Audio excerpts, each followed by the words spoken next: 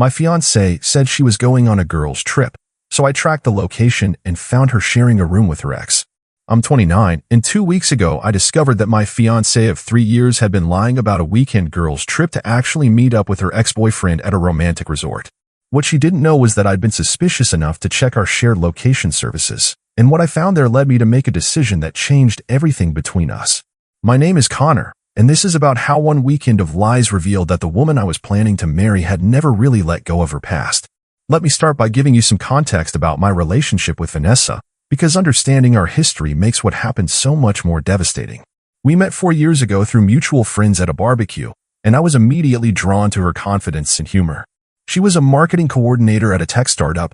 I was working as a project manager for a construction company, and we just clicked in a way that felt natural and easy from the very beginning.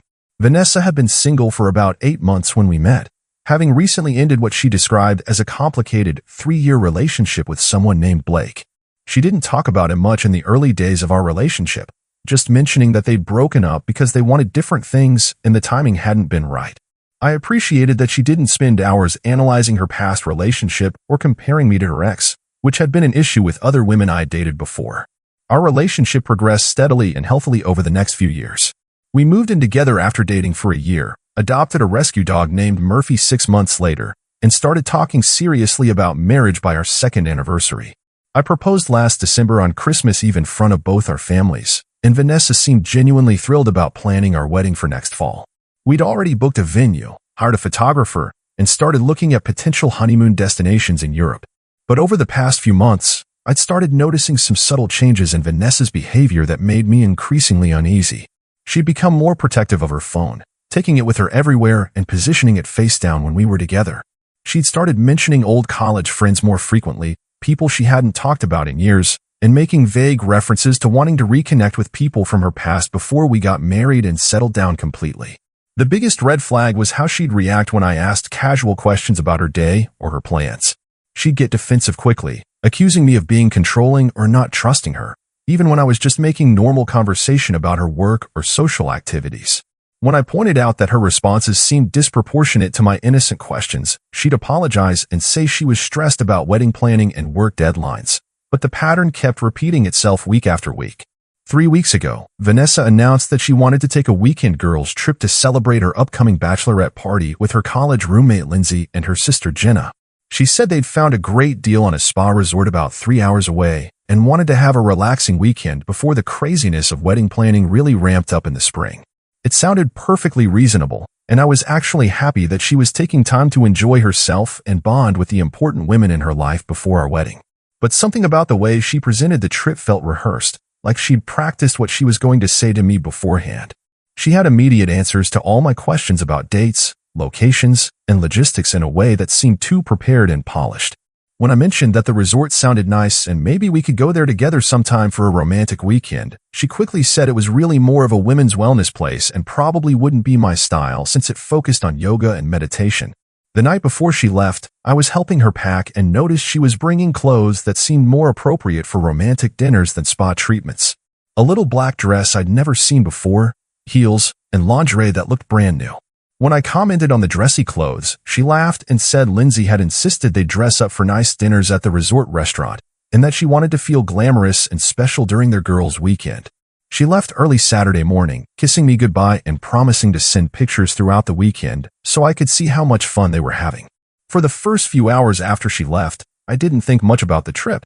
I spent the day doing some work around the house, walking Murphy, and catching up on a TV series Vanessa didn't enjoy. It was actually nice to have some quiet alone time to relax and recharge. But by Saturday evening, I realized I hadn't heard from her at all since she'd left that morning. No texts, no photos of spa treatments or scenic views, no check-in calls. That was highly unusual for Vanessa, who normally communicated constantly when we were apart, sending me pictures of her meals and updates about everything she was doing. I sent her a casual text asking how the spa was and if she was having fun, but didn't get any response. Sunday morning arrived, and I still hadn't heard anything from Vanessa. I tried calling her phone, but it went straight to voicemail without ringing. By Sunday afternoon, I was genuinely worried that something had happened to her or that there had been some kind of emergency at the resort. That's when I remembered that we'd shared our locations with each other about a year ago for safety reasons when I was traveling for work, and I decided to check where she was to make sure she was okay. What I found on the location app changed everything I thought I knew about my fiancé. According to the shared location data, Vanessa wasn't at a spa resort 3 hours north of our city. She was at something called the Grandview Mountain Lodge, a place I'd never heard of that was located about 2 hours in the opposite direction from where she'd told me she was going. I stared at my phone screen for a long time, trying to process what I was seeing and come up with innocent explanations. Why would she lie about where she was going? And why was she at a completely different location than what she described to me? I spent the next hour researching the Grandview Mountain Lodge online, and everything I found made my stomach sink deeper into dread. This wasn't a spa or wellness center focused on relaxation and female bonding. It was an upscale resort that specialized exclusively in romantic weekends for couples, complete with packages for couples massages, private dining experiences, and luxury suites with fireplaces and jacuzzis. Their website emphasized privacy and intimacy, with photos of couples sharing wine by candlelight and walking hand-in-hand through scenic mountain trails. I tried desperately to think of innocent explanations for why Vanessa would be there instead of where she'd told me she was going. Maybe Lindsay had surprised her with a last-minute change of plans and upgraded their accommodations? Maybe they'd found a better deal at this resort and Vanessa hadn't had a chance to update me about the location change? But none of those explanations felt convincing, especially given her complete lack of communication throughout the entire weekend, which was completely unlike her normal behavior. By Sunday evening, I'd made a decision that I'm still not entirely sure was the right one, but felt necessary at the time. I was going to drive to the Grandview Mountain Lodge and find out what was really happening. I know that sounds like the behavior of a paranoid, controlling partner, and maybe it was, but I was desperate for answers and couldn't stand not knowing the truth about what my fiancé was actually doing while lying to me about her whereabouts. The drive to the resort took about 2.5 hours through winding mountain roads, and I spent the entire time alternating between hope that there was an innocent explanation and increasing dread that I was about to discover something that would fundamentally destroy our relationship. I kept checking her location periodically on my phone, and she was still showing as being at the resort. Whatever was happening there, she wasn't planning to leave anytime soon. I arrived at the Grandview Mountain Lodge around 9 o'clock Sunday night.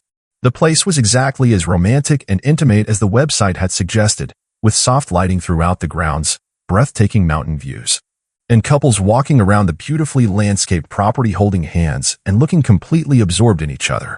I felt completely out of place and increasingly certain that I was about to learn something I really didn't want to know. I parked in the guest lot and sat in my car for several minutes, trying to decide what to do next. I couldn't exactly march into the lobby and demand to know what room my fiancé was staying in or who she was with.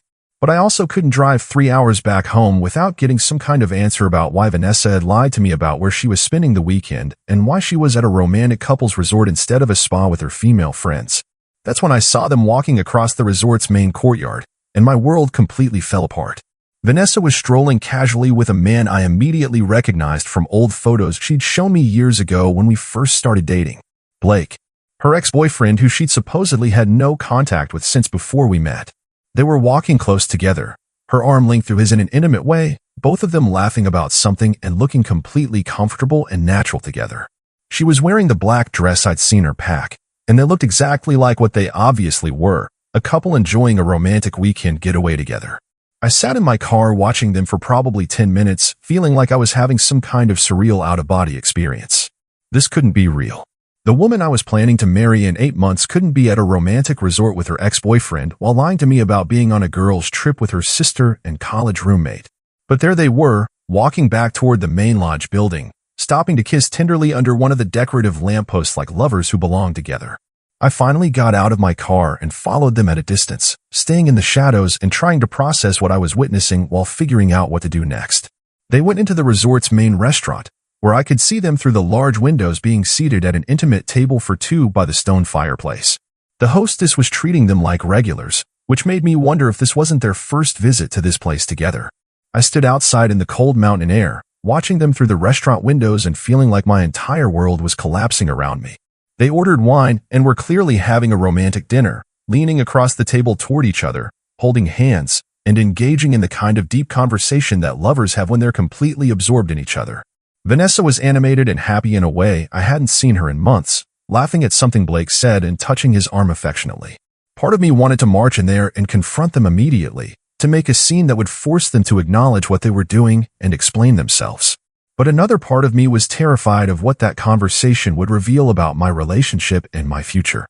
Maybe it was better to pretend I'd never seen this, to go home and wait for Vanessa to come back with her lies about the spa weekend, to live in denial rather than face the truth that my fiancé was having an affair.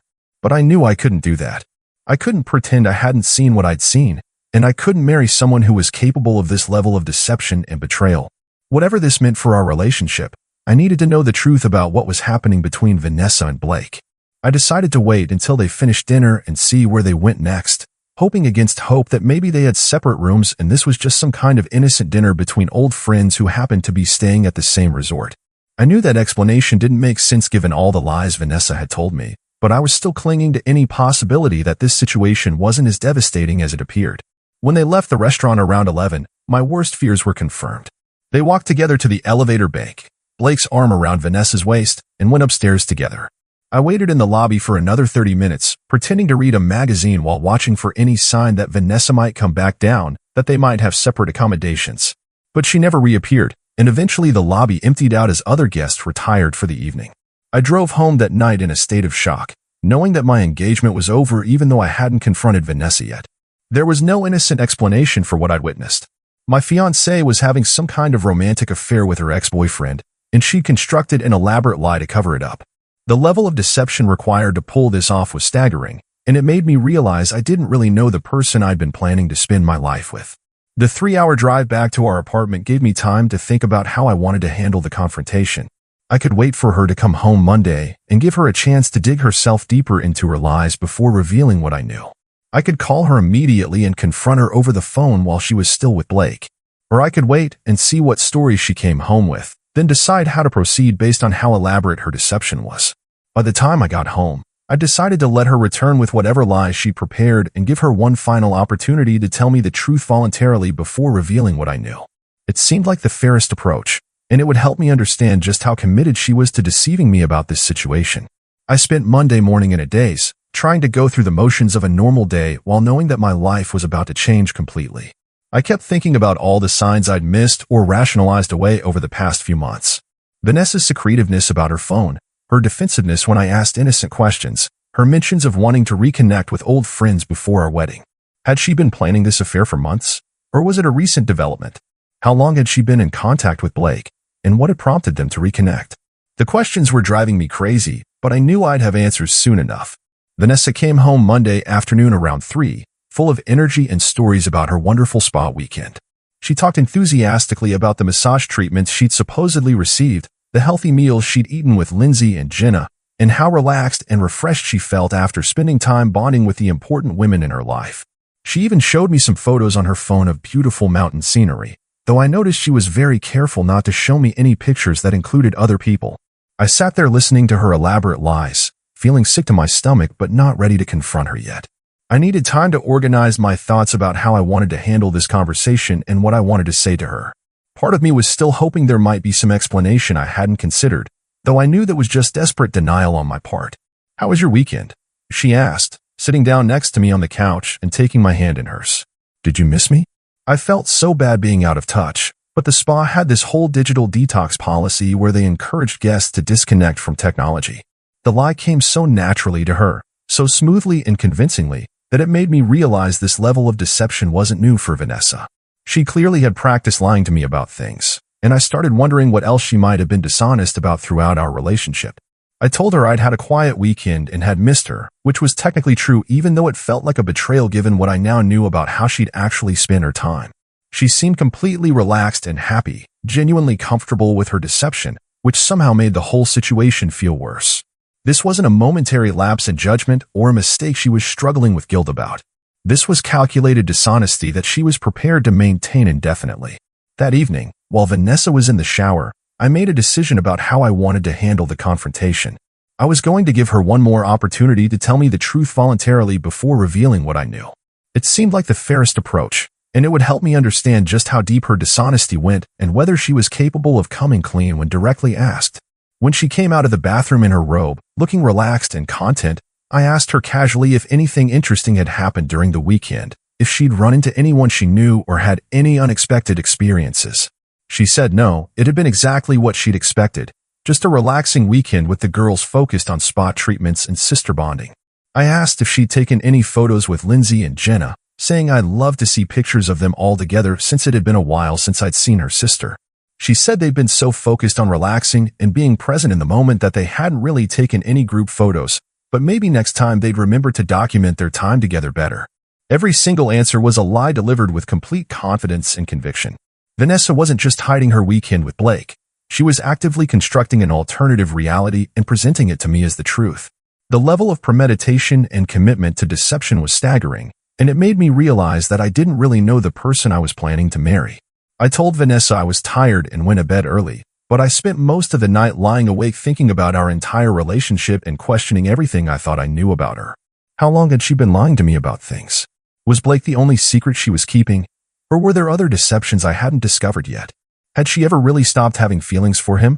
Or had she been maintaining some kind of connection with him throughout our entire relationship while pretending to be committed to building a future with me? The next morning, I decided I couldn't wait any longer to have the conversation that would determine the future of our relationship. I confronted Vanessa on Tuesday evening when she got home from work. I'd spent the entire day preparing what I wanted to say, and I decided to be direct and honest rather than trying to trap her in more lies or play games with the information I had. "We need to talk," I said as soon as she walked in the door, before she could start telling me about her day or settling into our usual evening routine. "I know you weren't at a spa resort this weekend. I know you were at the Grandview Mountain Lodge with Blake." The look on her face told me everything I needed to know about the truth of the situation. Pure panic flashed across her features, followed immediately by a desperate attempt to figure out how much I actually knew and how I discovered her deception. She tried to deny it at first, asking what I was talking about and why I would think such a terrible thing about her, but her voice was shaking and she couldn't meet my eyes.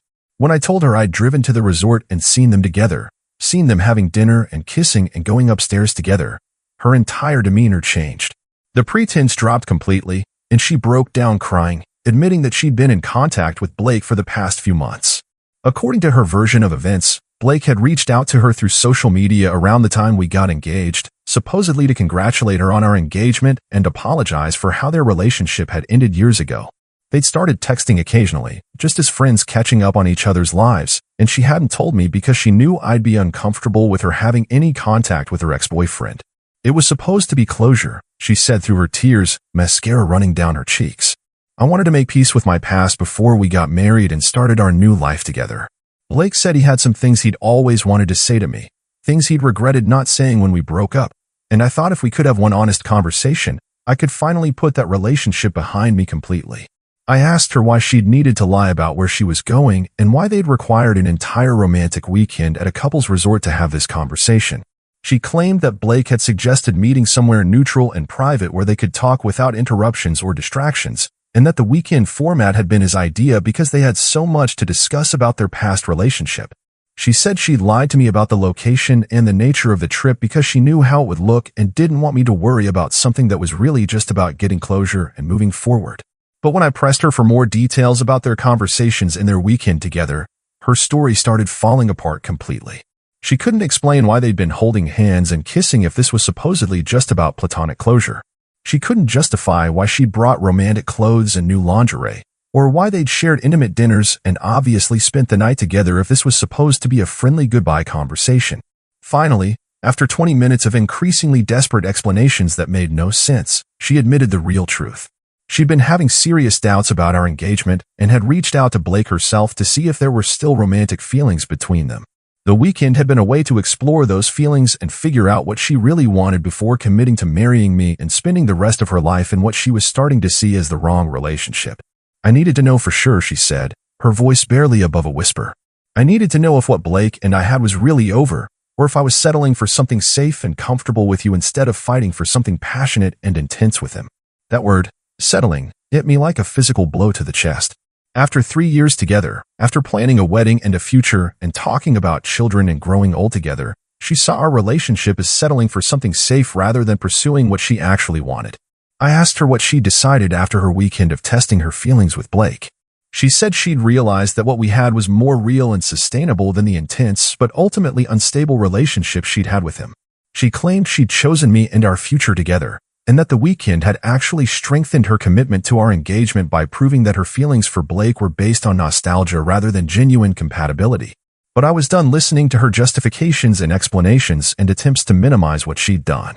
The fact that she'd needed to have an affair to decide whether she wanted to marry me told me everything I needed to know about how she really felt about our relationship and about me as a partner. I told her the engagement was off and that I wanted her to move out of our apartment as soon as possible. I said I'd give her a week to find somewhere else to live, but that I couldn't continue sharing a home with someone who'd betrayed me so completely. The week that followed was a blur of logistics and emotional devastation. Vanessa alternated between begging me to reconsider and getting angry that I was throwing away our relationship over what she called one mistake. She seemed genuinely shocked that I wasn't willing to work through this situation, as if having an affair to test her feelings was just a minor relationship hiccup that we should be able to overcome with some communication and couples therapy. People make mistakes when they're scared about big life decisions, she kept saying. This doesn't have to end everything between us. We can get through this if you're willing to forgive me and work on rebuilding trust. But I couldn't get past the fundamental issue. She'd needed to cheat on me to figure out if she wanted to marry me. Even if she'd ultimately decided she wanted to be with me instead of Blake, the fact that our relationship had been just one option she was considering while she explored alternatives was devastating and unforgivable. I deserved to be with someone who chose me enthusiastically and without reservation, not someone who settled for me after testing other possibilities and finding them wanting. Vanessa moved in with her sister temporarily while looking for her own apartment. The logistics of separating our lives after 3 years together were complicated and emotionally exhausting. We had to figure out who would keep Murphy, how to handle the deposits we'd already paid for wedding vendors, what to do about the engagement ring, and how to divide our shared possessions and mutual friends. The hardest part was telling our families and friends what had happened. My parents were supportive but shocked, since they'd really liked Vanessa and had been looking forward to welcoming her into our family officially. Vanessa's family was more complicated. Her sister Jenna was furious with her for destroying our relationship, while her parents seemed to think I was overreacting and should have been willing to work through the situation with counseling. It's been 2 months since I ended our engagement, and while I still have moments of sadness and doubt, I know I made the right decision. I've learned that I deserve a partner who chooses me clearly and consistently, not someone who needs to test other options to confirm their feelings. Trust, once broken this completely, can never be fully repaired, and I refuse to spend my life wondering what my partner is really thinking or whether they're truly committed to our relationship. I'm focusing on rebuilding my life and figuring out what I want in a future relationship. I know now that I want someone who communicates openly about their doubts and concerns rather than lying and sneaking around. Most importantly, I want a partner who sees our relationship as their first choice, not their safest option after exploring more exciting alternatives. What do you think? Was I right to end the engagement immediately, or should I have been willing to work through her betrayal? Sometimes I wonder if I gave up too easily, but then I remember that she needed to have an affair to decide if she wanted to marry me, and I know I made the right choice.